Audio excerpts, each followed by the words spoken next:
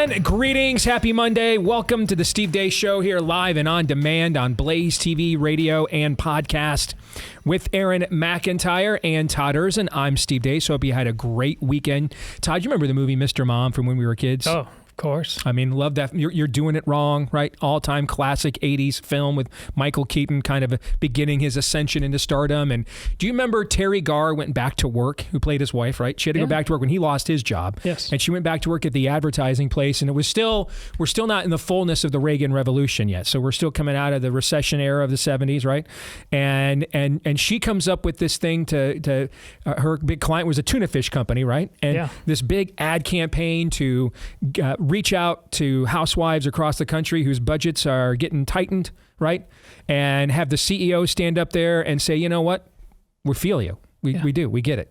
And so they cut their prices tremendously, right? Schooner tuna. It was. It was a great gesture by the company, and people loved it and made them even more successful than they already were, right?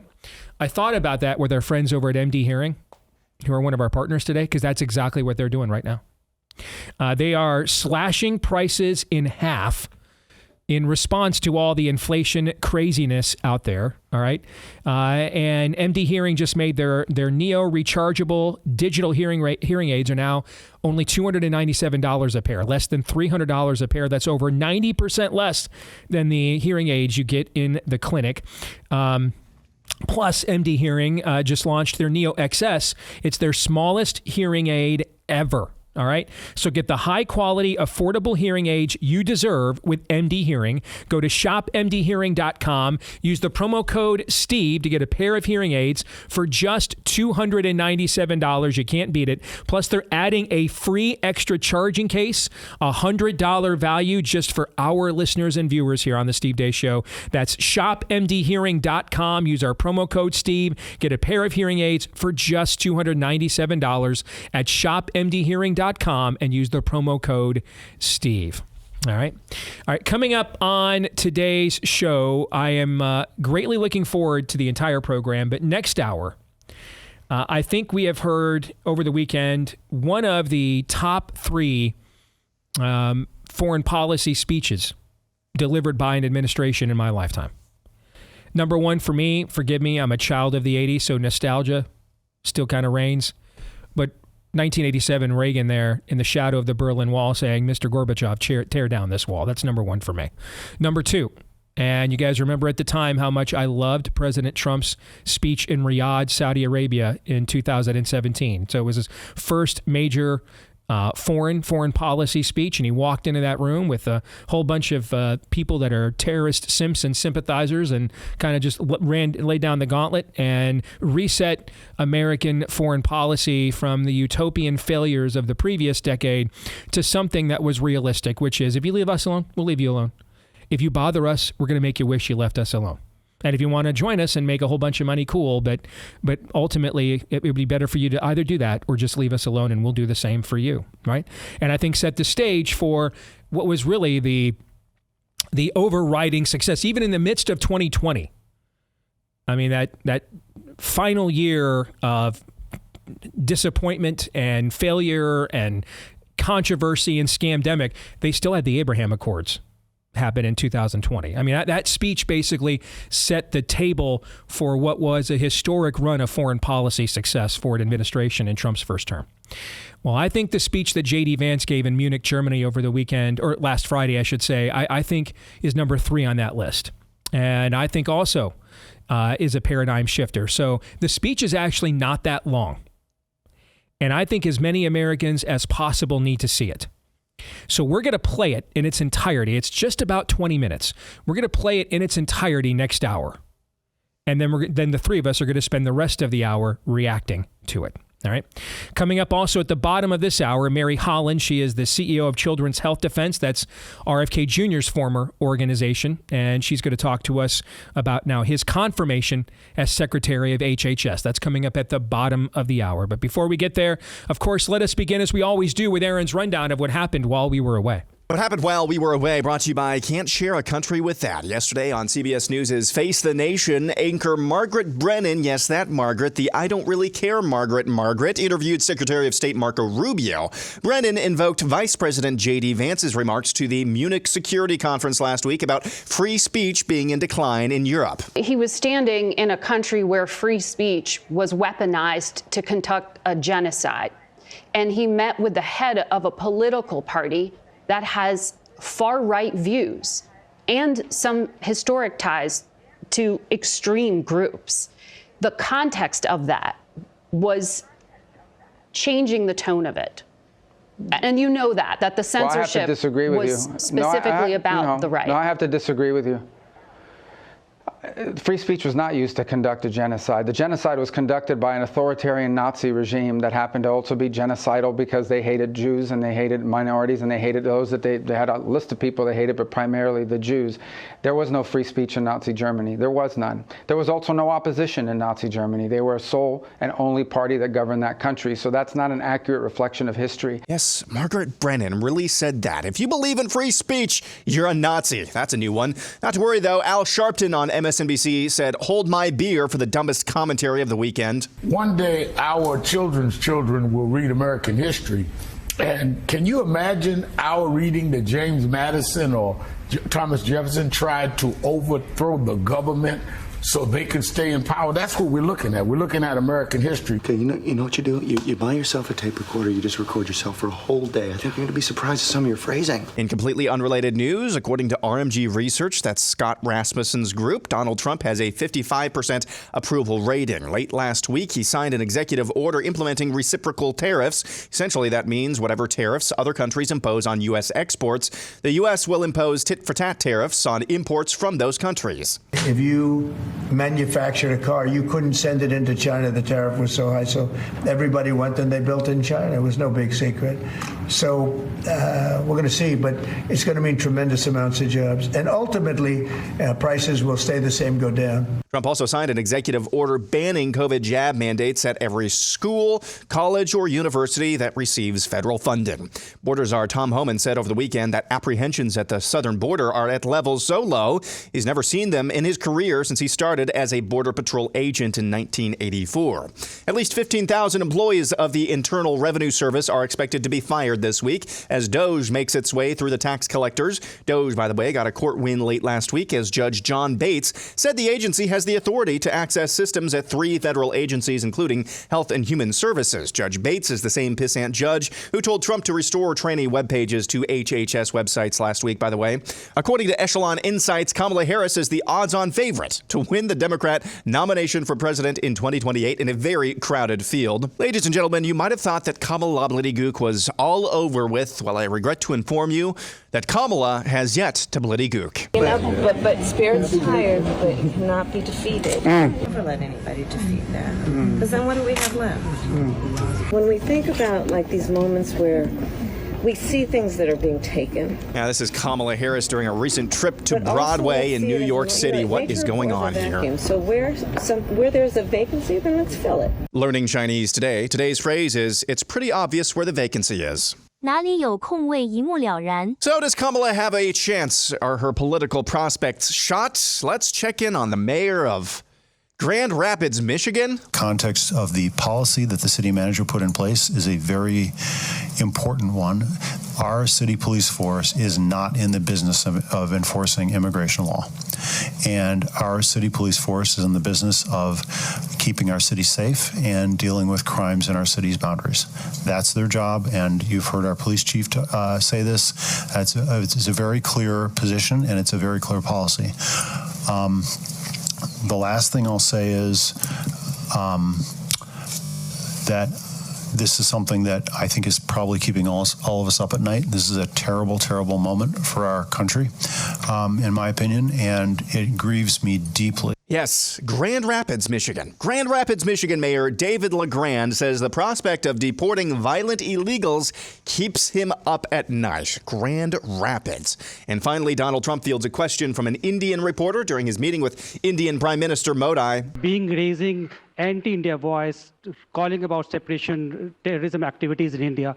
Do you think that should continue here in the U.S. as well? You're going to have to go louder. Mr. President, people in India would be welcoming your decision to extradite Tahabur Rana to... I can't understand a word he's saying. Neither can we, sir. Neither can we. And that's what happened while we were away. Aaron's Montage brought to you by our friends over at Deace Medical. You know, we hear a lot of thoughts and warnings these days, including on this show, about disruptions of the supply chain.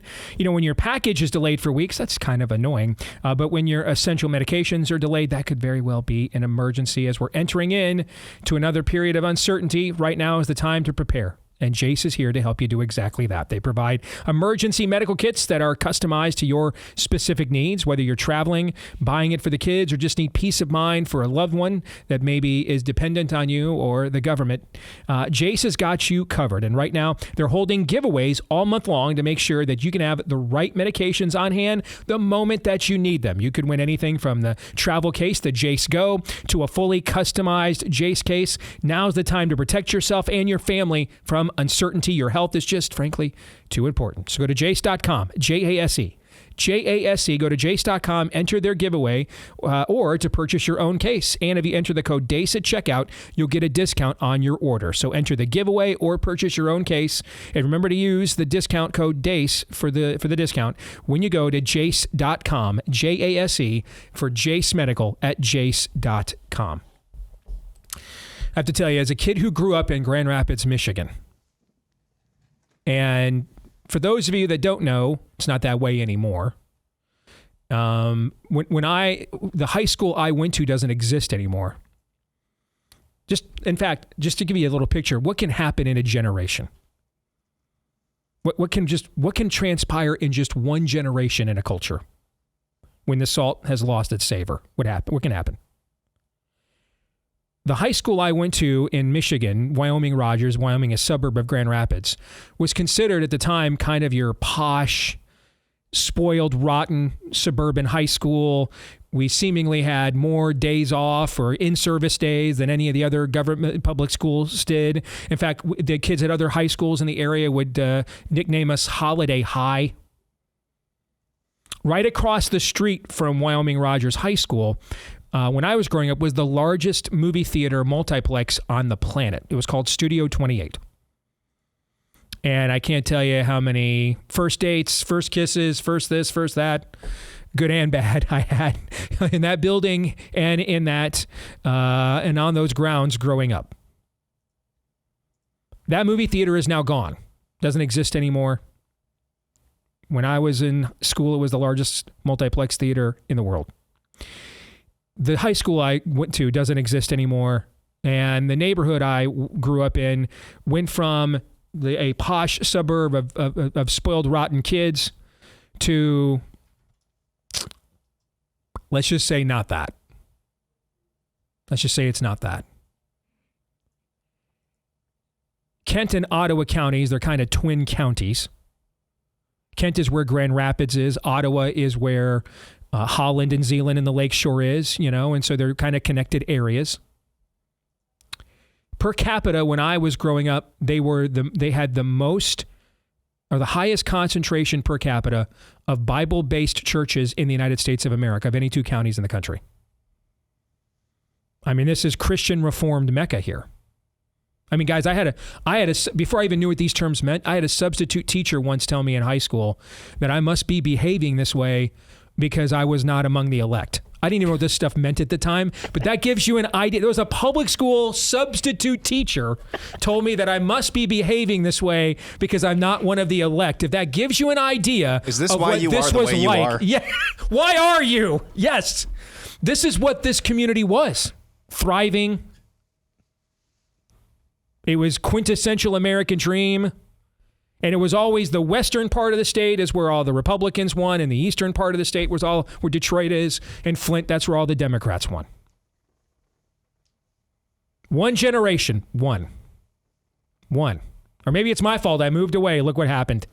All right? We can't enforce the immigration laws, and in fact, thinking about it keeps me up at night. By the way, Kent County voted for Kamala Harris 52-47 in the 2024 presidential election. That would have been unthinkable when I was growing up. Just absolutely unthinkable. if you would have even uttered such a thing. I mean, they are descended from the Puritans. There would have been stockades, okay? And now it's just out in the open. That's what's at stake. One generation. This went from one of the most glorious, freedom-loving, prosperous, religious, suburban areas in the United States of America to what the Apostle Paul would call Skabala. That's what happened in one generation. And while Trump was winning the statewide, Kamala was winning Kent County by about 5 points. That's what's at stake. That's what happens when the churches give in, give up. Nature abhors a vacuum. Someone will always rule, and something will always be worshipped. And if you grew up in that area or in a place like that, and now you see what that area has become decades later, then you understand really what's at stake for an entire country in this one particular moment right now. So one of my predictions at the start of the year was that Trump would hit 55% in approval. Just for the record, he never hit higher than 49 in his entire presidency the first time. And the only 2 times he hit 49 was right after he first took over, so there's a honeymoon period, and then in the first few days of COVID, when basically everybody in America, except for this show and like 6 other people, thought Anthony Fauci was a national treasure. Most of the rest of his first term, he was mired in the low 40s of approval. Well, we're sitting here in mid-February. He's at 55 a month in. And at 55, so again, that's at least one prediction I'll get right this year. But he's at 55, folks, taking on a lot of extremely controversial issues.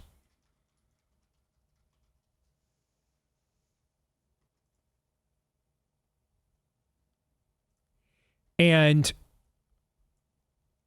the entire country, if we don't take advantage of this moment right now, I would venture a guess the only time there has been a Republican president that has had anything close, because when you look inside that approval rating that Aaron cited, and you look at the issue polling, Scott Rasmussen, the original owner of Rasmussen Polling, he DM'd me over the weekend his analysis of the poll, Aaron, that you had.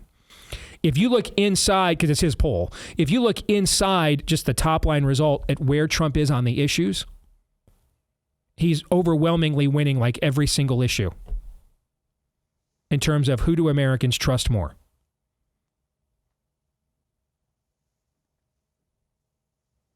And the only issue I think that he's not overwhelmingly winning, and it's 50-50, is rainbow jihad stuff. And that's probably because there's a percentage of righties that think he won't go far enough. And there's a percentage of lefties who also think he's going to round them all up and put them in prison. So you put those 2 groups together, you probably get to 50-50. Okay? Because if you, even the New York Times is citing its own polling showing like 65-70% of Americans want the trans stuff to just end and go away. They're tired of it. It's sickening, and they're just tired of looking at it. I would venture a guess there has never been a Republican president with this level of trust on a comprehensive slate of issues since Reagan post-84. You and I were 9-10 years old back then, Todd. Aaron is a decade away almost from even being conceived. Full generation. One generation. I lived in Grand Rapids, Michigan in 1984. Went out and played wiffle ball with Dan Dolan and Ken House and Mike Bartram. Those are names I haven't thought of, and I can't tell you how long. Most of them. And then when we got done, we went inside, watched George Kell and Al Kaline calling the 84 World Series Tigers with Jack Morris, Dan Petrie, Darrell Evans, Kirk Gibson, Lance Parrish, Alan Trammell, who should be in the Hall of Fame, Lou Whitaker, who should be in the Hall of Fame. It was a garden spot. People could not wait to move to Grand Rapids, Michigan.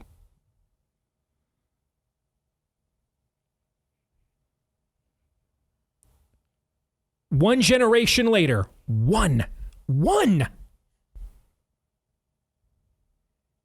The mayor is having an I can't even that he might have to uphold immigration law. When it goes, man, when we let go of the rope, it goes fast. If this can happen in Grand Rapids, Michigan, it can happen anywhere, I promise you. And I've probably seen more of America than many of you have because of what I do for a living and speaking all over the country. There's a Grand Rapids, Michigan in a lot of states. Maybe all of them to some degree. A place that a generation ago people could not wait to move to. And now a generation later, when you go back and visit family, like, what in the Sam Hill happened here? What in the world happened? One generation. It has probably been a generation since 1984 that we have had this kind of mandate and trust on our side. Unfortunately, I am here to tell you that that generation did not take advantage of it. If you want to give them the most benefit of the doubt, the number one pressing issue at the time was winning the Cold War. We were facing existential daily threat from the Soviet Union, and that generation, led by Reagan, they did do that. And maybe that's a big enough accomplishment for one singular generation to accomplish, because it's a pretty big one. That generation also, though, in the midst of that, gave us the first national comprehensive amnesty program that lost the state of California probably forever. Also gave us unfettered protection for pharmaceutical companies.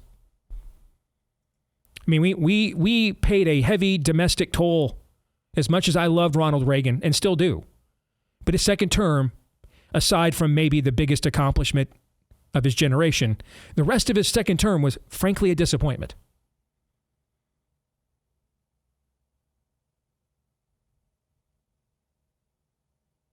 We lost the Senate in the 86 midterms. We would not get it back for another 8 years. Didn't take advantage of that moment. And it took 40 years to get this moment again, and a lot of Grand Rapids, Michigans to happen around the country before people said, okay, this is crazy. We have to stop this. Show us your ways. If we don't take advantage of, I don't think we've got another 40 years. Think of how much different Grand Rapids, Michigan was 40 years ago to get to the point that it took 40 years for a mayor of a city like that to stand up and say things like that.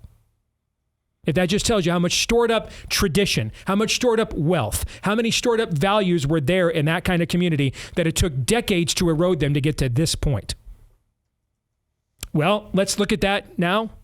Let's use the transitive property here. It doesn't work in sports, but let's see if it works in politics. Do we have a whole bunch of Grand Rapids, Michigans from the 1980s that could withstand 40 years of constant erosion? Do we have a bunch of those in our culture right now? Because I would argue the answer is hell no, we don't. No. Which means if we don't take advantage of this moment, we're screwed. Screwed. We have to take advantage of this moment. We have to.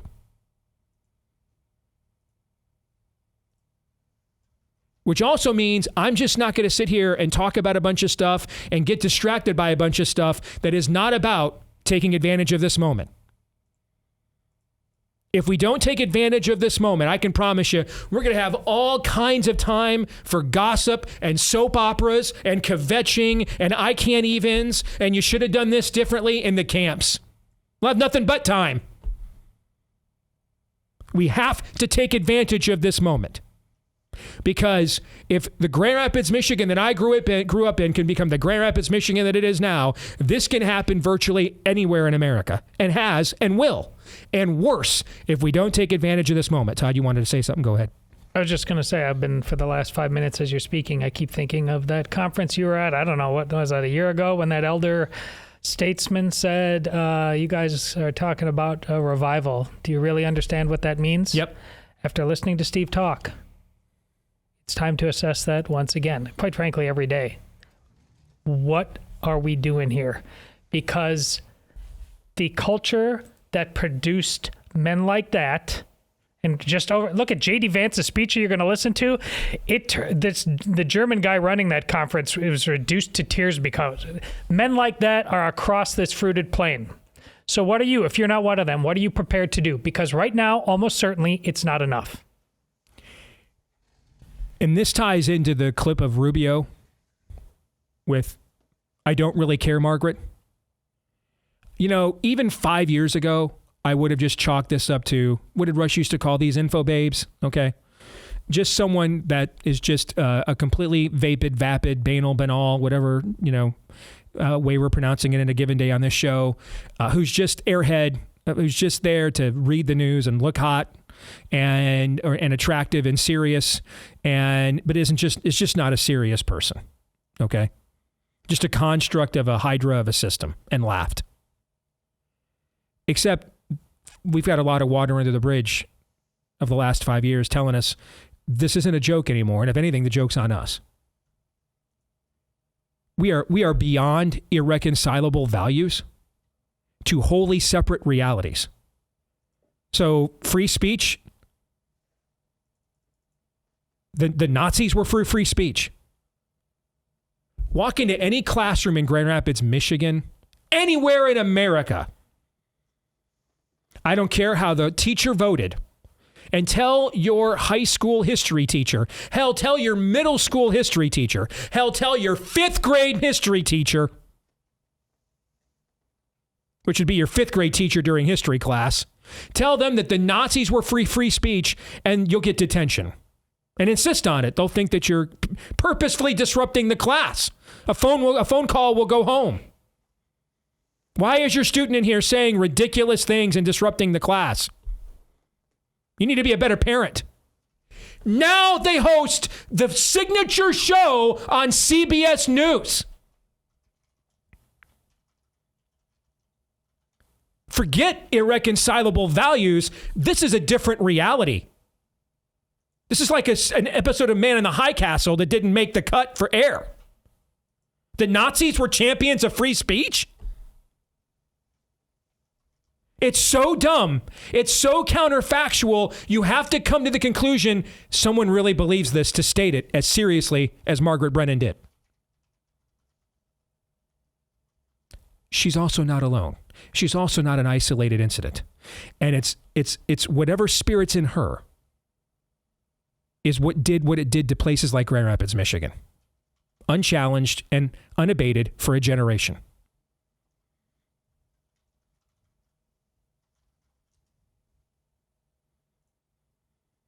A place that, when we first moved into our neighborhood in Grand Rapids, I remember going out mowing the lawn on a Sunday. Okay. I didn't go up in a church home or anything. And the neighbors yelled and screamed that we would dare mow the lawn on a Sunday on Royal Oak Street. One generation later, I can't sleep at night. That rapists, murderers, and thieves might have to be deported out of my town. One generation. One.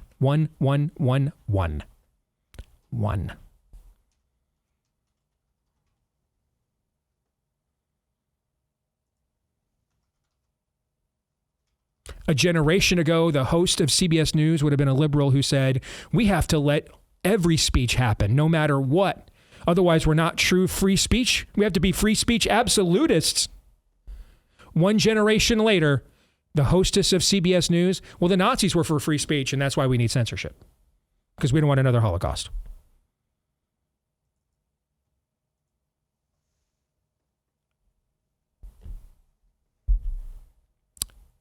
One. And I'm telling you right now, we don't have another generation of erosion to withstand. We are going to stand here successfully and plant a flag in the ground and say here and no further. And maybe if we're really fortunate, maybe take a few steps the other direction of ground to take back. Or we're done. We're absolutely done here. We're done. One generation. That's all it took. Because that's all it ever takes. The good news is, therefore, we can be the one generation to push it back. More in a moment.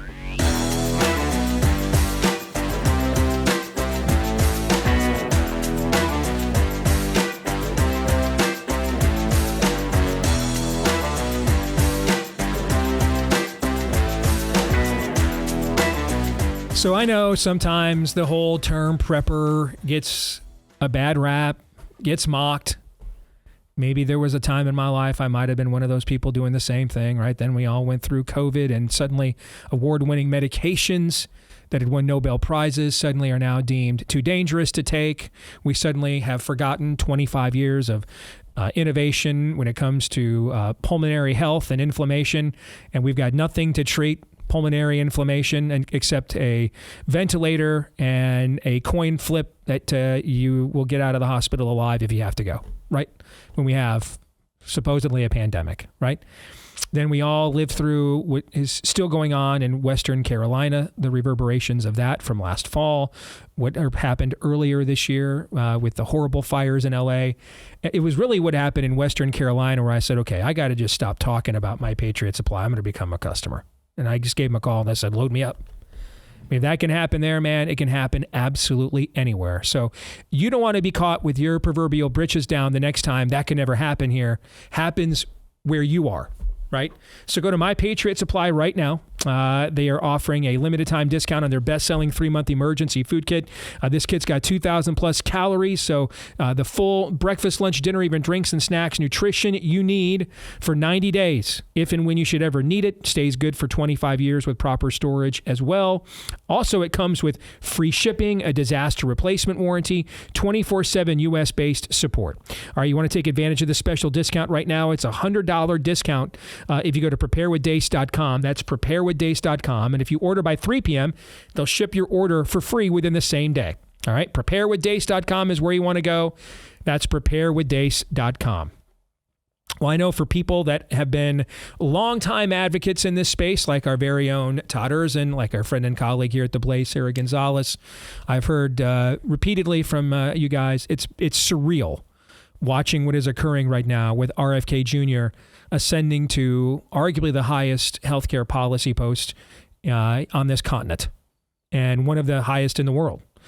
And it's quite possible head of HHS for the United States would rival head of the World Health Organization in terms of the amount of influence that you could potentially wield globally, not just here in our own country.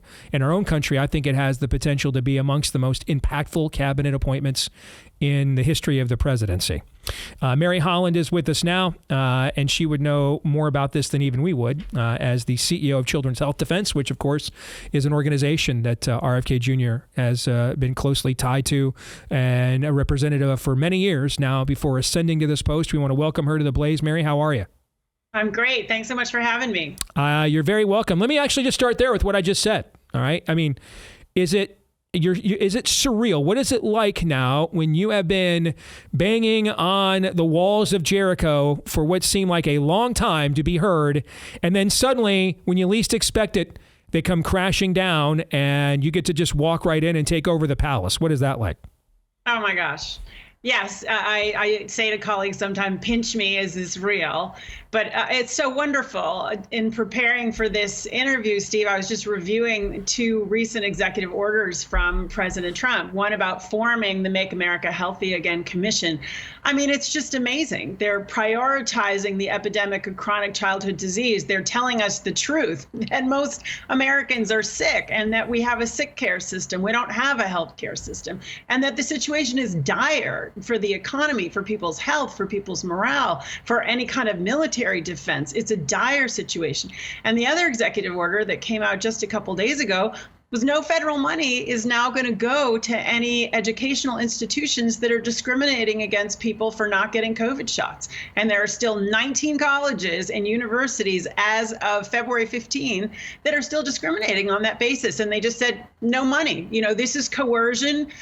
Children are at very low risk. Young adults are at very low risk. And we're not going to give you money if you mandate these shots. I just can't begin to tell you how heartwarming that is. We have been beating the drums and beating the walls of Jericho for a long time. Bobby Kennedy founded Children's Health Defense, and we're thrilled that he's in this position of power and that he's going to be able to assemble a team to really get a lot done. We've talked about these issues on our show a lot, particularly coming out of COVID, when, frankly, my eyes were opened greatly at what I saw the system was willing to do and how far it was willing to go. So in terms of specific policies, I think our audience is going to be well versed. I think what might be interesting is if you and I kind of compare notes of how we came into this space. And obviously you're much further into it than I am. So tell us kind of your origin story. I mean, because I'm always fascinated when people are willing to be contrarians. Like no one ever gets up one day and says, I'd like to have fewer friends. I want to be the one family member that everybody looks at and says, oh no, they're back, right? I can't wait to do that, right? So, I mean, there's usually a moment of great conviction or experience, like I've heard Nicole Shanahan talk about with her child. All right, so there's usually that kind of a moment that lends someone willing to take a more contrarian view at a conventional wisdom that is largely there because it's just unchallenged. What was it for you? Well, mine is somewhat similar to Nicole Shanahan. I have a young adult son who regressed after getting his MMR shot.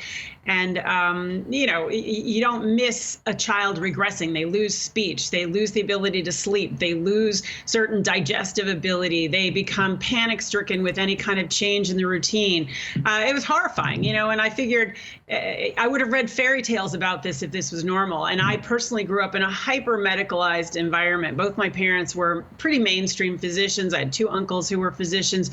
So I didn't come to this lightly, but it was like, I'm not going to give this kid another vaccine if there's a plausibility that that's what caused this profound regression in his symptoms. And another thing that sort of fortified me, Steve, was I started giving him over-the-counter antifungals, which was being pushed by a sort of group called Defeat Autism Now, so who's diagnosed with autism.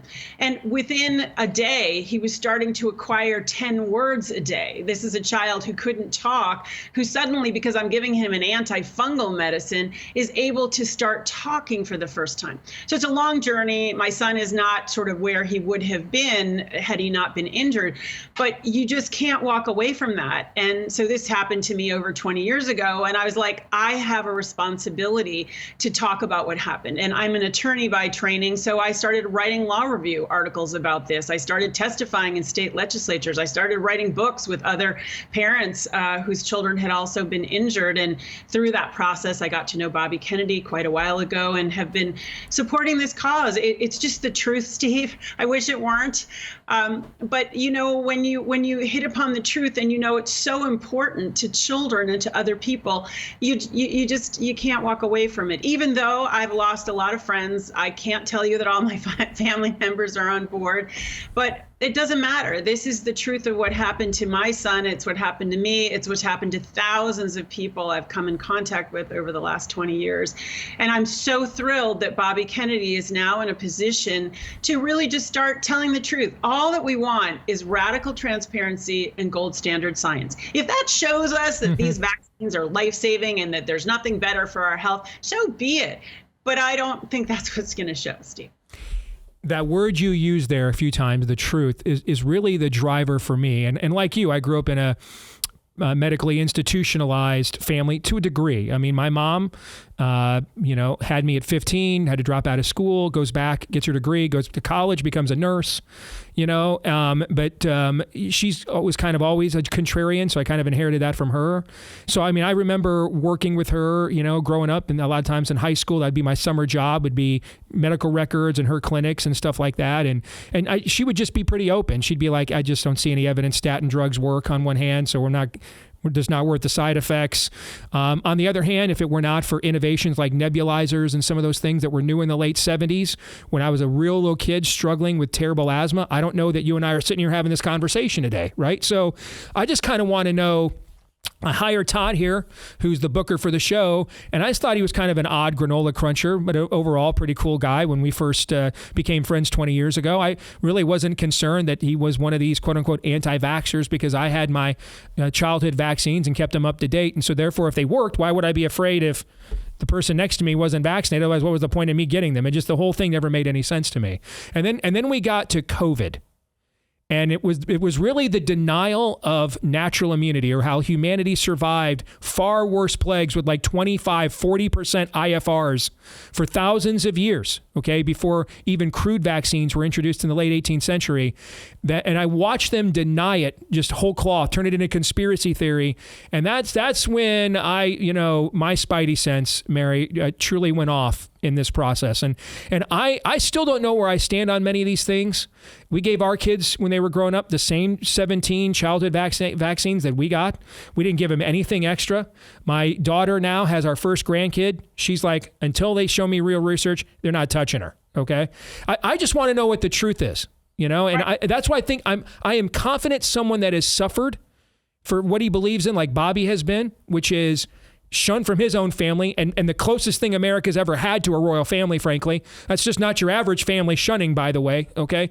I mean, very few people alive today can say that they have suffered for a cause as much as he has been willing to suffer for this. I just want to, and therefore I trust him to tell us once and for all, what is the truth of all of this? I think that is well-placed trust. And I think one of the things that he said, we just did recent polling, Steve, over 40% of Americans don't trust our health institutions anymore, the CDC, the FDA, the NIH.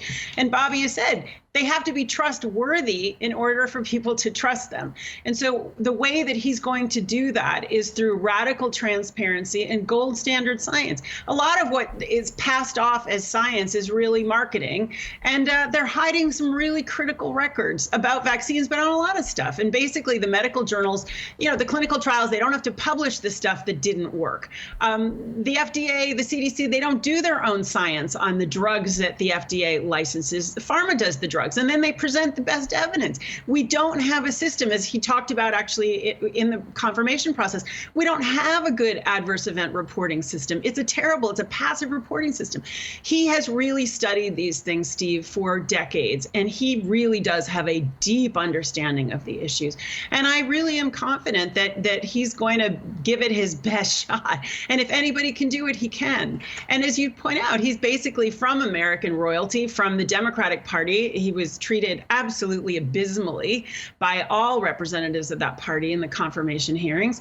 But he was treated really well by the other party. And that is a saving grace here, that I think he has a real team, especially in people like Senator Ron Johnson, Senator Rand Paul. These are people who really also are committed to telling the truth and letting people make up their own minds and stopping this coercion that really fundamentally violates the Nuremberg Code that we came out with. I would think that if you're more of an institutionalist, this is your opportunity. I mean, you've had Bobby Kennedy kind of nipping at your heels there, for a couple of decades. This is your opportunity once and for all. Let's have it out. Let's have the truth out. And you can discredit him and his niche movement and get back to saving lives and making trillions of dollars and back to, saving society. What do you got to lose then? Yeah, Steve, I mean, you got to ask questions. It's like, if it were so easy to defeat the narrative that Bobby's been putting forth for the last 2 decades, then why won't anybody debate this guy? He's been saying, I will debate anybody for the better part of 2 decades, and nobody from Orthodox medicine will step forward. Well, what does that tell you? And when they use the lowest form of argument against him, ad hominem attacks, what does that tell you? It tells you that there's a real problem here, and Bobby Kennedy's onto this. Let's close with this, Mary. Fill in the blank. Bobby Kennedy's tenure at HHS will be a success if what? If he achieves radical transparency and imposes on NIH gold standard scientific standards and roots out the pervasive conflicts of interest within those institutions. That's well said. People want to learn more about Children's Health Defense. What do you suggest they do? Please come to childrenshealthdefense.org. That's our website. You can sign up for a free newsletter that comes out 6 days a week, and Children's Health Defense TV that streams online 7 days a week. I'll tell you, I've said this to our audience before. Bobby and I did a special on the COVID vaccine for the Blaze back in the winter of 2023 together. And so I got a chance to spend basically an entire day with him. And I don't say this, in my line of work, I've met a lot of people in politics, okay? So, and you get jaded. I don't say this a lot. Truly one of the more impressive men on an individual level I have ever spent a good deal of time around doing this for a living. So thank you very much, Mary, for joining us today. We appreciate it. Thank you, Steve. Thank you. All right, guys, what do you think? One day, Donald Trump is going to give presidential medals of freedom to women like Mary. because for decades now, they've done what she just got done telling you she's doing, and other moms have done, because when they saw what was happening and they started to ask questions, and they're clearly not morons, and they just want help to be guided through what they saw with their own eyes. That's the biggest lie of all of this. I'm a mom. That was my kid yesterday. They got this shot. This is my kid today. And these experts looked moms like Mary in the eye and said, yeah, you're wrong. She deserves a Medal of Freedom. Many mothers do. They've carried the torch for this for decades now. God bless them. And we're just getting started. Step on the gas. Yeah, once again, tell yourself just this time last year, February 17th of last year, that Robert F. Kennedy Jr.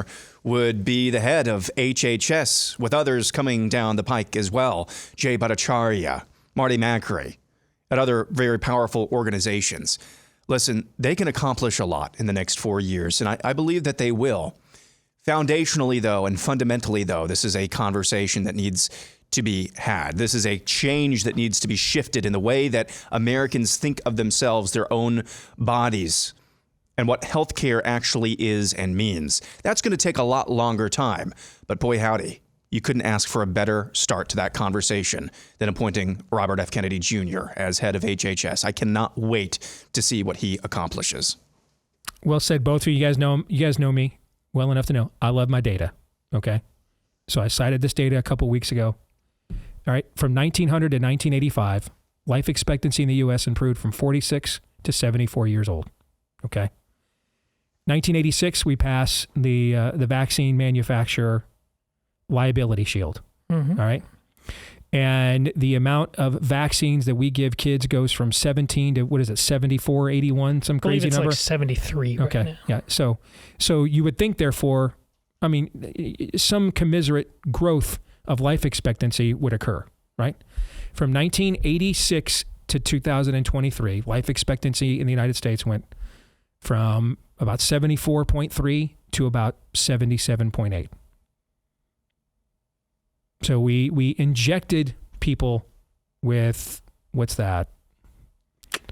8 times more shots? No, 10 times more shots than we were before, for a net gain of 3.5 years of life expectancy. And that's assuming that all the shots we're injecting you with, by the way, are safe and effective. That's a hell of a lot of risk you're incurring for a minimal amount of gain before we even get to their individual safety. We need to know the truth of all of this once and for all. Hour 2 is next.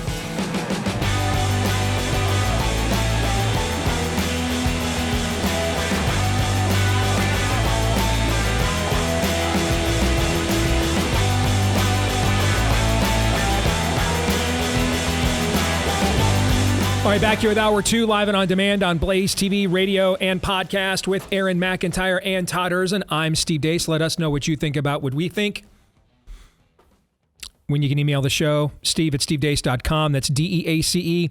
Like us on Facebook, MeWe, and Gab. You can follow me at Steve Deace Show on X, Instagram, and TikTok. You can also please subscribe to our new YouTube channel. We have to start all over there because we dared to challenge the spirit of the age and the biopharmaceutical industrial complex. So we had to start all over there with a brand new YouTube channel at Deace Show.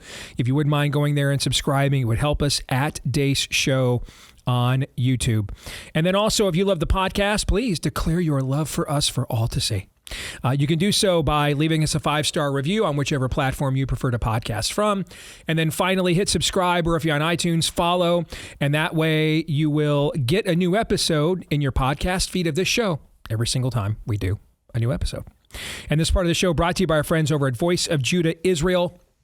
Their mission statement comes right from the Apostle Paul, who declares, "I'm not ashamed of the gospel, for it is the power of God for salvation to everyone who believes." Well, today, there's about 9 million Israelis who need to believe, 6.5 million Jews who don't know their Messiah, Yeshua, and then another 3.5 million people that don't have any background with the God of the Bible at all. All right. So if you want to help Voice of Judah Israel's mission of bringing the gospel back to the place that gave it to the rest of the world, you can support this messianic movement going on in the nation of Israel, where they're meeting the material needs of Israelis of all religious persuasions who need acts of good work and goodwill and charity. But then they're also preaching, teaching, discipling the gospel as well. If you want to be a part of their mission or learn more about it, just go to vojisrael.org/Steve. VOJ for Voice of Judah. VOJisrael.org/Steve is where you can go. That's VOJisrael.org/Steve. Well, I had a chance over the weekend to watch the full address that Vice President Vance gave to our supposed European allies, and that's a conversation we're going to have after the address, in Munich, Germany on Friday. And my goodness, I think that I would rank this right now number 3 amongst the best foreign policy speeches from an administration in my lifetime. Number 1, Reagan's Mr. Gorbachev, tear down this wall. Number 2, President Trump's speech in Riyadh, Saudi Arabia in 2017, which I think really blazed the trail for the unprecedented peace process success that Trump had during his first presidency. And now there is this speech from JD Vance. And it reminds me of my favorite line in Mel Gibson's The Patriot, when he is debating whether or not to go to war with the British Crown as a British subject from the colony of South Carolina. And he says, why would I trade the potential of a tyrant, or why would I trade a tyrant 1,000 miles away for the potential of 1,000 tyrants 1 mile away? And I remember saying this when the Ukraine war started. I'm no fan of Putin. I'm not into retconning Mother Russia or Putin or any of that crap. I also, by the way, I know you guys heard last year stories of some conservative media people that Russia Today and other people reached out to. I was one of them. They reached out to me too. I just never returned any of that stuff. Just it went delete. But I don't have to give in to false choices just because I don't think a single American dollar or blood ought to be spilled to save what Todd calls reverse Wakanda. Doesn't mean I'm a Russian simp either. I'm not interested in fighting Putin as much as I'm not a fan, because he's not the threat to me that most Western democracies are. Putin did not try to tell me that I had to take a poison in order to be a functioning member of society. Our own governments in the West did that to us. Putin didn't shut down a single one of our businesses. Our own governments in the West did that to us. Putin is not the one injecting our curriculum with rot gut so that we can soul murder and mind rape our children. Our own Western governments are doing that. And it's rare that I say this, man, but if I could give a speech to these people, it would very much resemble the speech you're about to see. We're going to play Vice President Vance in his entirety and then spend the rest of the hour discussing it. We're going to play the whole thing because we think people need to see the whole thing. It's just about 20 minutes. Here's the Vice President. Well, thank you, and thanks to all the gathered delegates and luminaries and media professionals, and thanks especially to the hosts of the Munich Security Conference for being able to put on such an incredible event. We're, of course, thrilled to be here. We're happy to be here. And, you know, one of the things that I wanted to talk about today is, of course, our shared values. And, you know, it's great to be back in Germany. As you heard earlier, I was here last year as United States Senator. I saw Foreign Secretary David Lammy and joked that both of us last year had different jobs than we have now. But now it's time for all of our countries, for all of us who have been fortunate enough to be given political power by our respective peoples, to use it wisely to improve their lives. And I want to say that, you know, I was fortunate in my time here to spend some time outside the walls of this conference over the last 24 hours. And I've been so impressed by the hospitality of the people, even, of course, as they're reeling from yesterday's horrendous attack. And the first time I was ever in Munich was with my wife, actually, who's here with me today, on a personal trip. And I've always loved the city of Munich, and I've always loved its people. And I just want to say that we're very moved, and our thoughts and prayers are with Munich and everybody affected by the evil inflicted on this beautiful community. We're thinking about you, we're praying for you, and we will certainly be rooting for you in the days and weeks to come. Now, thank you.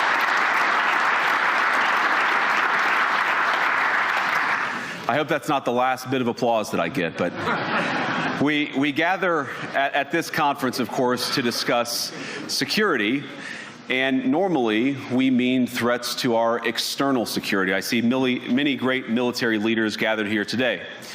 But while the Trump administration is very concerned with European security and believes that we can come to a reasonable settlement between Russia and Ukraine, and we also believe that it's important in the coming years for Europe to step up in a big way to provide for its own defense, the threat that I worry the most about vis-a-vis Europe is not Russia, it's not China, it's not any other external actor.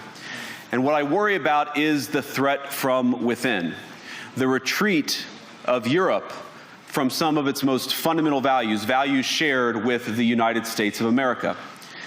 Now, I was struck that a former European commissioner went on television recently and sounded delighted that the Romanian government had just annulled an entire election. He warned that if things don't go to plan, the very same thing could happen in Germany too. Now, these cavalier statements are shocking to American ears. For years, we've been told that everything we fund and support is in the name of our shared democratic values. Everything from our Ukraine policy to digital censorship is billed as a defense of democracy. But when we see European courts canceling elections and senior officials threatening to cancel others, we ought to ask whether we're holding ourselves to an appropriately high standard. And I say ourselves because I fundamentally believe that we are on the same team. We must do more than talk about democratic values, we must live them. Now, within living memory of many of you in this room, the Cold War positioned defenders of democracy against much more tyrannical forces on this continent. And consider the side in that fight that censored dissidents, that closed churches, that canceled elections. Were they the good guys? Certainly not. And thank God they lost the Cold War.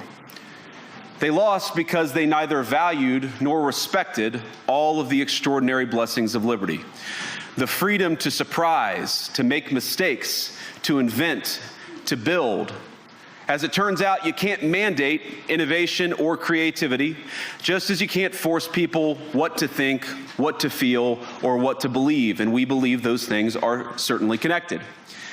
And unfortunately, when I look at Europe today, it's sometimes not so clear what happened to some of the Cold War's winners. I look to Brussels, where EU commissars warn citizens that they intend to shut down social media during times of civil unrest the moment they spot what they've judged to be, quote, hateful content. Or to this very country, where police have carried out raids against citizens suspected of posting anti-feminist comments online as part of, quote, combating misogyny on the internet, a day of action. I look to Sweden, where 2 weeks ago the government convicted a Christian activist for participating in Koran burnings that resulted in his friend's murder. And as the judge in his case chillingly noted, Sweden's laws to supposedly protect free expression do not, in fact, grant, and I'm quoting, a free pass to do or say anything without risking offending the group that holds that belief. And perhaps most concerningly, I look to our very dear friends, the United Kingdom, where the backslide away from conscience rights has placed the basic liberties of religious Britons in particular in the crosshairs. A little over 2 years ago, the British government charged Adam Smith Connor, a 51-year-old physiotherapist and an Army veteran, with the heinous crime of standing 50 meters from an abortion clinic and silently praying for 3 minutes.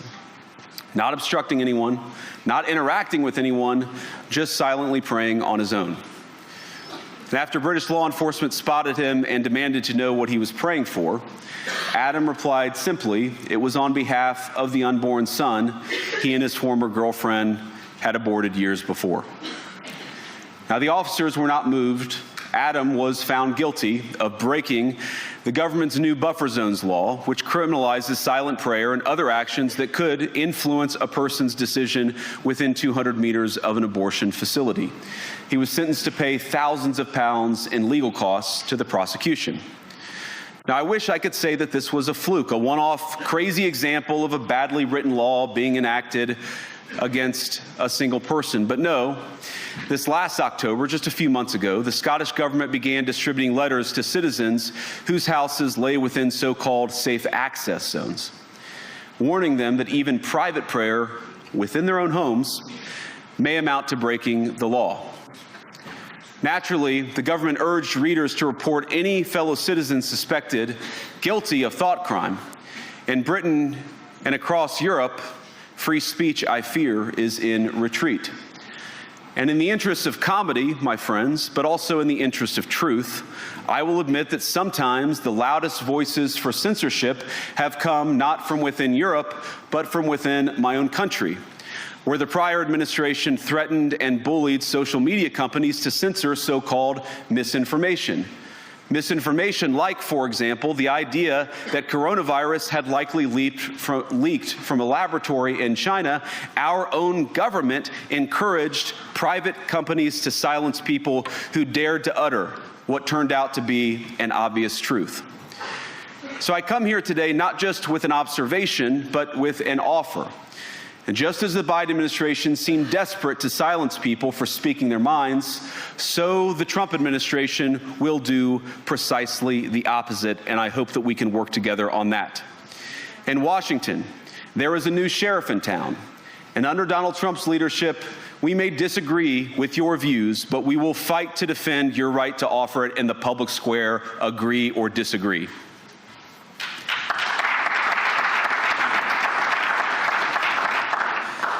Now, we're at the point, of course, that the situation has gotten so bad that this December, Romania straight up canceled the results of a presidential election based on the flimsy suspicions of an intelligence agency and enormous pressure from its continental neighbors. Now, as I understand it, the argument was that Russian disinformation had infected the Romanian elections. But I'd ask my European friends to have some perspective. You can believe it's wrong for Russia to buy social media advertisements to influence your elections. We certainly do. You can condemn it on the world stage even. But if your democracy can be destroyed with a few $100,000 of digital advertising from a foreign country, then it wasn't very strong to begin with. Now, the good news is that I happen to think your democracies are substantially less brittle than many people apparently fear. And I really do believe that allowing our citizens to speak their mind will make them stronger still.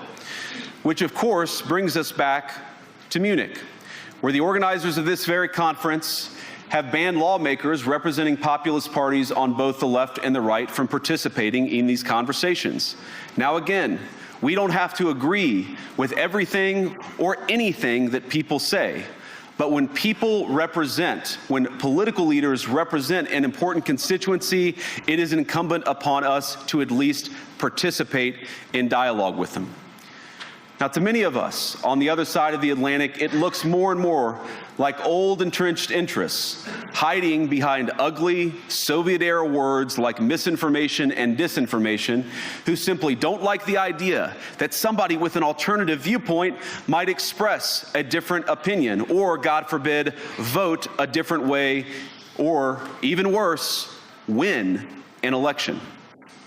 Now, this is a security conference, and I'm sure you all came here prepared to talk about how exactly you intend to increase defense spending over the next few years in line with some new target. And that's great, because as President Trump has made abundantly clear, he believes that our European friends must play a bigger role in the future of this continent, We don't think, you hear this term, burden sharing, but we think it's an important part of being in a shared alliance together that the Europeans step up while America focuses on areas of the world that are in great danger.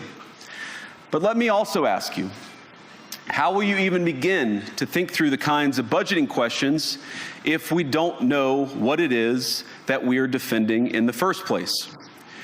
I've heard a lot already in my conversations, and I've had many, many great conversations with many people gathered here in this room.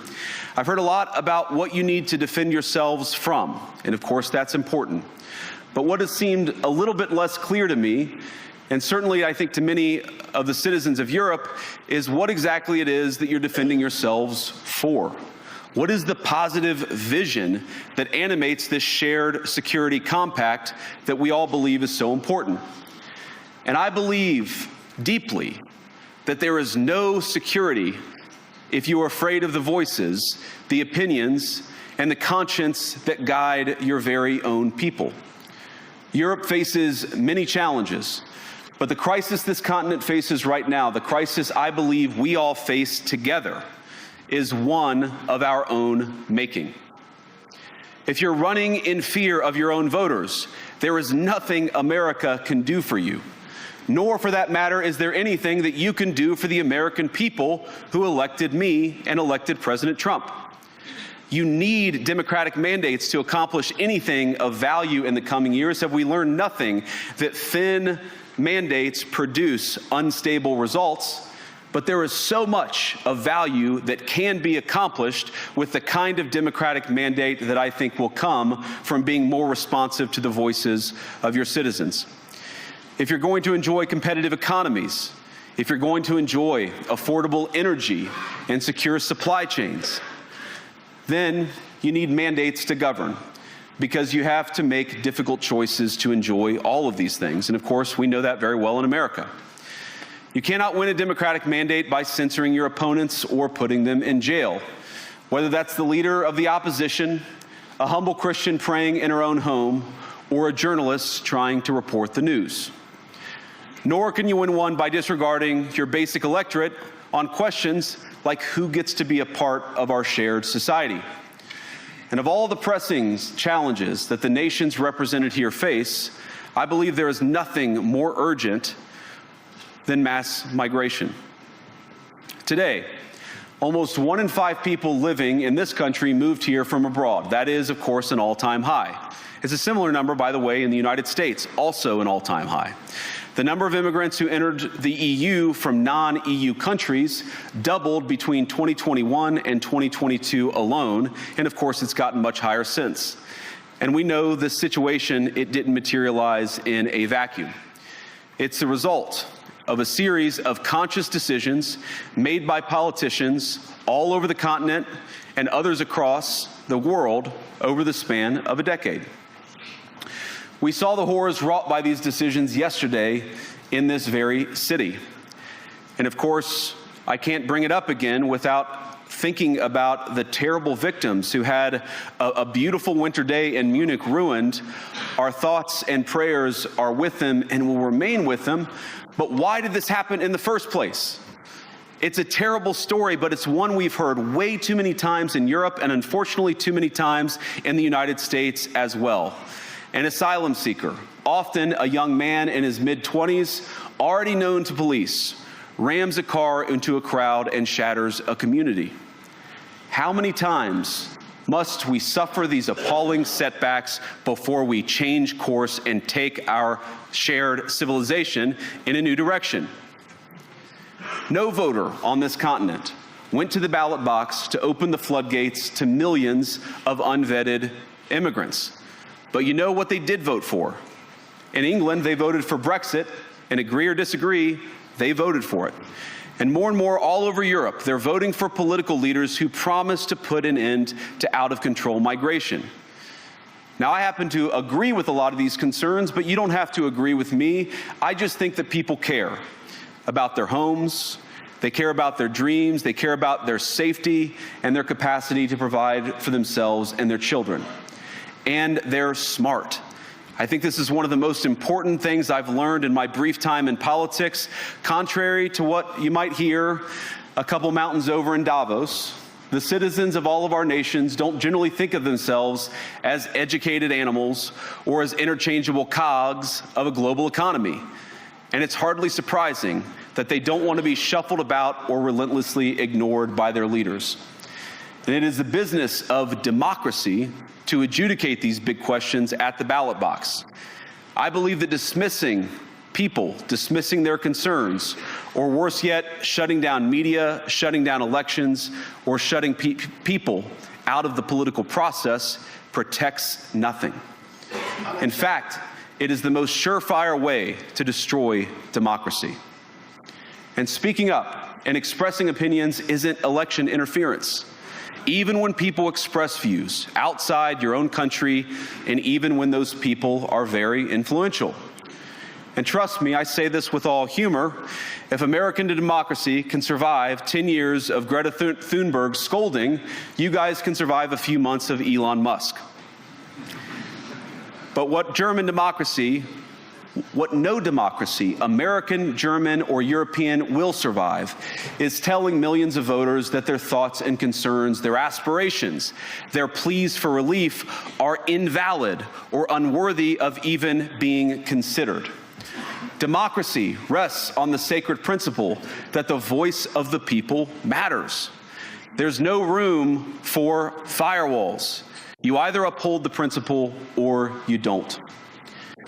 Europeans, the people, have a voice. European leaders have a choice.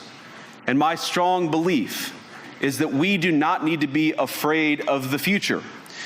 You can embrace what your people tell you, even when it's surprising, even when you don't agree. And if you do so, you can face the future with certainty and with confidence, knowing that the nation stands behind each of you. And that, to me, is the great magic of democracy. It's not in these stone buildings or beautiful hotels. It's not even in the great institutions that we have built together as a shared society. To believe in democracy is to understand that each of our citizens has wisdom and has a voice. And if we refuse to listen to that voice, even our most successful fights will secure very little. As Pope John Paul II, in my view, one of the most extraordinary champions of democracy on this continent or any other, once said, "Do not be afraid." We shouldn't be afraid of our people, even when they express views that disagree with their leadership. Thank you all. Good luck to all of you. God bless you. All right, that was the remarks Vice President JD Vance gave on Friday at the security conference there in Munich. Going to gather our thoughts here and tell you about our friends over at Preborn. You know, as long as the abortion pill is legally mailed and taken in all 50 states, no state can truly be baby murder free. And Preborn's networks of clinics, they shine a light into this darkness. They offer free services to women considering the future of their child, maybe murdering their child using the abortion pill to do it. They offer services like the abortion reversal pill. It's a powerful remedy that can help reverse the curse of this toxic pill. Preborn, that's just one of the things it does to reach into the hearts of babies and moms with God's love and compassion. And to date, they have rescued over 300,000 children in the history of their ministry just in the last few years. Your graciousness, your generosity, via the partnership we have with Preborn here at The Blaze has saved tens of thousands of babies.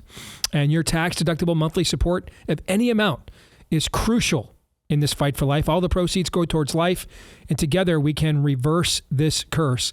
Just donate by calling pound 250 and saying the keyword baby on your mobile phone. That's pound 250, keyword baby on your mobile phone, or you can go to preborn.com/Steve. Again, that's preborn.com/Steve. Well, we're going to have much more to say about this on the other end of the break. But for now, let's each kind of we got about 3 minutes here or so. Let's each kind of spend a minute and give a big picture takeaway. And the thing that stands out to me the most going through this now a second time is the smattering of applause he receives during the course of what he is saying compared to the level of applause, that you get at the beginning and end of a speech. And you can clearly see here that everything JD Vance just said would have been common vernacular of any Western democracy. Again, let's go back to the theme from Grand Rapids, Michigan last hour, just one generation ago. It would not have mattered what political party was in control in West Germany, what political party was in control in France, Spain, the UK. That would have just been an accepted given. In fact, it's a speech that would not have to have been given at all. One generation later, smatterings of applause. And you can see that other than the fact, I saw Chuck Todd say over the weekend, I can't believe we're out lecturing our allies. I'm not aligned with any of that. I have nothing in common with that other than we're both white. I don't know what else we have in common with that. I don't have anything in common with that. We're just white. That's kind of my big picture takeaway. Gentlemen, what about you? Here's mine. Although I made you sorrowful by my epistle, I do not repent. And further on, I am glad, not because you were made sorrowful, but because you were made sorrowful unto repentance. St. Thomas Aquinas. JD Vance is very good at this. He speaks authentically and is capable of giving a much-needed scolding from the perspective of somebody who has the affect of a loving friend and father. And I hope he keeps doing it again and again and again.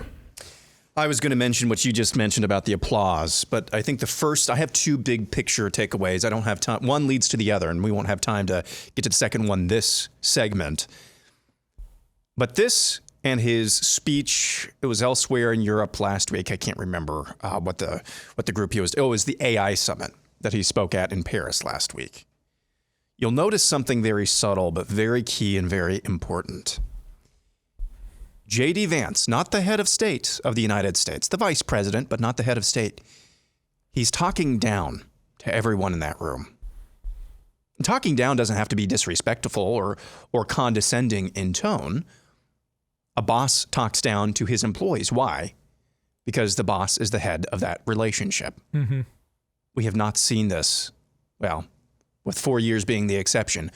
I have rarely, nary seen this in my adult life from American prominent politicians as it pertains to relating to the rest of the world.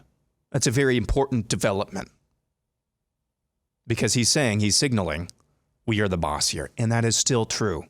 It is still true. The United States carries probably the biggest stick in the world right now. And he's telling them to come correct. That's so refreshing to hear and to see.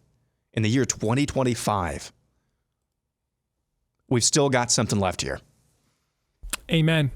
All right, let's go more in depth on what JD had to say and what we think it means moving forward in terms of foreign policy. We'll do that here next. Stay tuned.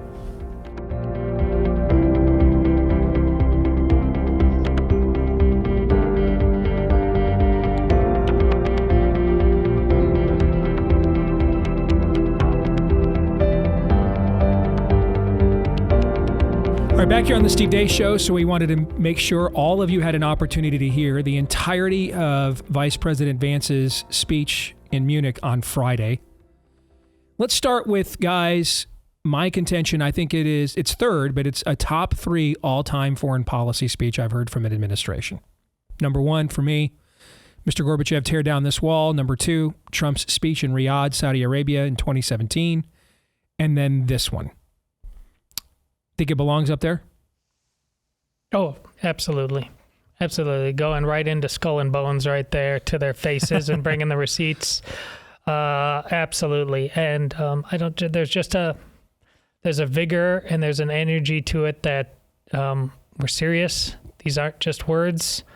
Listen closely, because I'm only going to say this once. I tell you, this is so important because when he starts off and talking about, democracy, democracy, democracy, and he goes full Princess Bride on them, I don't think that means what you think it means. And that one's for you, babe. That's my wife's favorite movie. That's the conversation. I alluded it to you guys late last week, about the conversation I just had on with a bunch of very old high school and college friends on Facebook. After the last 4 years, when when I hardly saw them talking about anything or talking about the great utopian world before us. Now suddenly, our democracy is at stake. Our founders, sacred democracy. Yes, our founders never would have tolerated this. They want to go full George Washington on you now. And I just would not let them do it. I said, no, it does not mean what you think it means. And I said, I want you to just be honest. You loved the tyranny of the last 4 years. They're like, you're being so mean. You loved it. Just admit it. Let's be honest, and then we can talk. But I'm not going to let you lie. You loved the last 4 years. Democracy was the last thing on your mind. You wanted people's kids taken from them if they didn't give them COVID vaccines and everything else. You wanted it. And I laid out the receipts. Let's talk about it. The border, transgenderism, COVID, on and on and on and on. Really? Democracy is your bottom line? If you're going to come to me with that, I'm going to throw it back in your face. And that's what he did right there, our vice president. God bless him and this entire administration for that. We are going to take these dweebs who never, ever, ever should have been given the hall pass over our lives that they were given, and we are going to over and over again until they stop. I do believe it belongs on that list you just mentioned. And I think it's fascinating. You listen to that speech that JD Vance just gave that we just listened to. He says the word democracy over and over and over again, but it's not really a speech about democracy at all, is it? That speech fundamentally was about human dignity. That's what it was about. The dignity of human beings. We're not just cogs in a machine. Exactly. Yeah. That has been trampled upon by the elites in the West. I mean, all over the West. It's more apparent, and he listed several examples in Europe of free speech being violated. It's really human dignity being violated. We're beyond speech issues when a guy in the United Kingdom can stand many feet away from a baby killing facility, uttering a silent prayer, and get in major legal trouble for that. We've gone beyond free speech. It wasn't really a conversation about free speech, was it? No, it was fundamentally a conversation about who we are as humans. What are we? Do we have value and worth? And JD Vance says, yes, we all do. And you little pissants, you Euro trash all over this world have been trampling on your people's human dignity. That ends as far as we are concerned. So that was an amazing speech. You know, I said, if I may, I had another big picture observation, and maybe this is, maybe this is kind of out of left field here. And I mean no disrespect to the current commander-in-chief. And in fact, this should be one of the most supreme compliments that I can give him here, because we wouldn't be having this conversation if not for him. But I kind of think that the career arc of JD Vance right now is shaping up to be the antithesis of Barack Obama. He is the anti-Obama. Because you'll recall, especially in that first year of Barack Obama's tenure in office, and he really did this throughout the rest of his tenure in office, he spent time going all over the world apologizing for America. I do remember that. A purposeful diminishing and degradation of America's standing in the world under some imaginary auspice that we have been victimizing the world. Are we perfect? No. Have we been victimizing the world by and large? No. And that was really setting the tone and the foundation for the rest of what we saw from Obama's legacy, which is the purposeful degradation, you might even say the fundamentally transformation of America under his tenure. I see the exact opposite impulses over and over again, just in the first few weeks, coming from JD Vance. He is the right side up to Barack Obama's upside down. And again, all of this should be the best, most superlative compliment that we could give Donald Trump, because without him, we would not even be talking about this right now. I'd never considered that before, Aaron, but when you take a look at both came from broken families with a lot of dysfunction. Both were first-term senators when they are now suddenly thrust as onto national tickets. Yeah, there is something to that for sure. The timing of this speech, and I don't know if the White House knew this or not, but the timing of this speech coming as a forerunner to the 60 Minutes report last night, where German prosecutors admit that you can be criminally charged if you hurt someone's feelings or post something we believe is untrue online. And the thing about this worldview, and this is how you can tell it's a demonic worldview, all right? We always end up with the opposite of the goodness that it promises us, the exact opposite every single time, okay? So we're going to have a sexual revolution, for example, right? Okay, and we're going to make sex available and everywhere. And now suddenly we're dealing with incels. A generation later, we're dealing with one of the least sexed young male generations in American history for various reasons. Some of which is, there's just so much porn available on the internet, and they've got a willing and able right hand available to them. Okay, so in many cases now people are having less sex than what they had before. Well, we're going to redefine marriage so anybody can get married to absolutely anything they want. And we have less marriage than we ever had before, okay? We're going to have a war on poverty. We have more poverty than we had before. We're going to have a war on literacy. We have more illiteracy than we had before. Every single time. Have you noticed this? So censorship is free speech, which means we're going to have less free speech than we ever had before. I mean, you'll always get the opposite of what they claim. Every single time. Furthermore, the groups that they claim to care the most about are always the ones that are hurt the most by their actual policies. So this worldview is anathema. I mean, I don't know how to live with this. Explain to me, what do I have in common? I believe in the founding traditions of America, which came out of Western civilization, formerly known as Christendom. Tell me what I have in common with most of today's Western European political leadership. What do I have in common with them? We're white. We're both white. Other than that, what do I have in common? Do you know? Well, I don't think you're going to expect this answer from me. Not you, Steve Deace, but the modern right of the West, to some extent, which is why this is not sustainable in the long term unless we address this. Godlessness is what we have in common with them to a large extent. What this election did, and the side of the West that's fighting back is largely fighting back like they're saying, that's crazy. But it's what he got done, our vice president just got done talking about. It's about, you're very much telling me what you're against. Mm-hmm. But what are you for? Affirmatively, what are you fighting for? What is that ultimately about? And ultimately, we are for this thing called democracy, is for a moral and religious people and no other, which why its atrocities ultimately are going to be every bit, if not more demonic, hence Nazis, because once we start doing this thing called democracy without God, the I takes over. And it gets more selfish than any other time in all of human history because it's narcissistic. I think that in the long term, we've got to deal with that on the right, and I don't think there's any avoiding with it. What we now is we've been treading water for so long. We got a temporary reprieve. We're dry on the beach right now, but it's just a foothold. We got to keep taking land. Steve, that's what you were just done. I'm repeating what you just got done saying. Grand Rapids happened over and over and over again in one generation.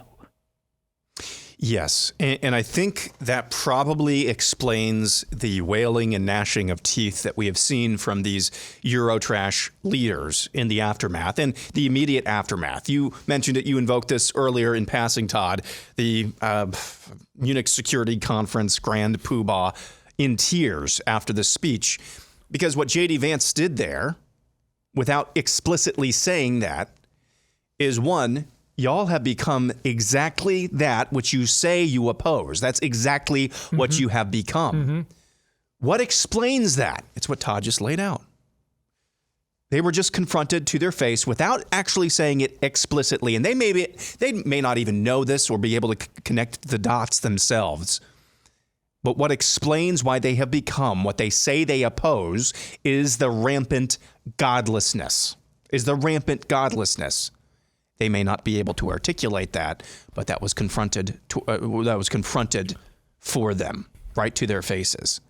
And I think the other part of this too, just on a human level, on a visceral level too, is JD Vance just basically comes in there and says, no, you think I'm trapped in here with you. You're trapped in here with me. Right. Yeah. That's Captain America in the elevator in The Winter Soldier is what that was. And so everything he said there, it's so important, not because he's Catholic, again, my brothers and sisters, but when he puts the exclamation point on the entire speech by talking about Pope John Paul II, be not afraid, one of the three pillars of delivering the West from the Red Scare, Reagan, Margaret Thatcher, and John Paul II.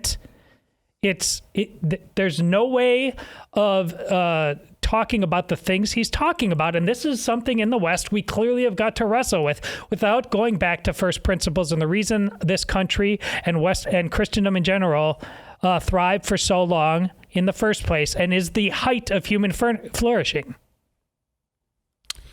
A couple notes from the audience. Dan says he wonders if many in the audience were actually military, therefore they were not necessarily free, because it was a security conference, so were they maybe not free to express their opinions without career repercussions. Even if that were true, I don't think it's an excuse. If there's at some point, there has to be enough of, even if we granted this, enough of career repercussions. At some point, the West was not built by, I was concerned about my career repercussions, but by people who were not. It's time for some repercussions. Notice the opposition doesn't mind imposing its repercussions upon us. They seem pretty damn cavalier about it, in fact. Do you know what gets you past those concerns, Steve? When you're concerned of what God's going to think about you for not doing something, starts overriding those? Correct. John writes, the European elites are captured by some of the same financial interests that are getting exposed by Doge in our country. I'm sure there are some similar elements for sure, John. Gonzo says that was like watching a dad pull his belt off as he entered a room. Yes, very much so. So let me give you a hypothetical, because this has happened in history before. We just talked about this on Friday. About a week or so ago was the anniversary of the last time that the church in Rome felt obligated to amass an armada to oppose the Muslim invasion of Europe, of which there were several attempts. This was the last attempt by the Ottomans in the 17th century at Vienna. Let's say the Muslims decide to do this again. They launch yet another massive attack on Europe to take it over. How much of our own money, how much of our own blood, time, talent, and treasure should we invest in securing this version of Europe, in defending this version of Europe? Here's the problem with my question. It's a trick question. There's not going to be a massive Muslim army attacking Europe, because it doesn't have to. It doesn't have to. I presented you with a moral dilemma we're never going to have to face, because this version of Europe is just, as JD points out in that speech, ankle grabbing for Islam. Mass migration, 20 years running. The most popular baby name in London has been Muhammad. Essentially, the Archbishop of Canterbury is a Muslim. King Charles is a long-time Muslim simp and apologist there in England. Refugees have been a problem for going on there 15, 20 years. Many of the old Catholic cathedrals are now mosques.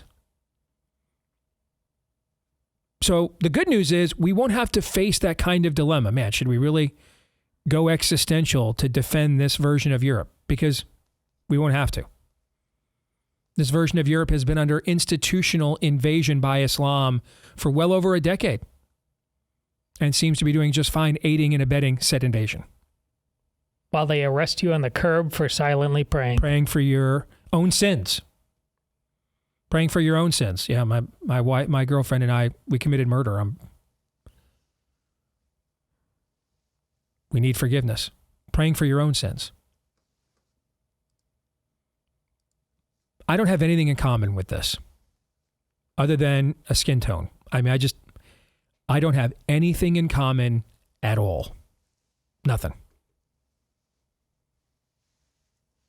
I am way more threatened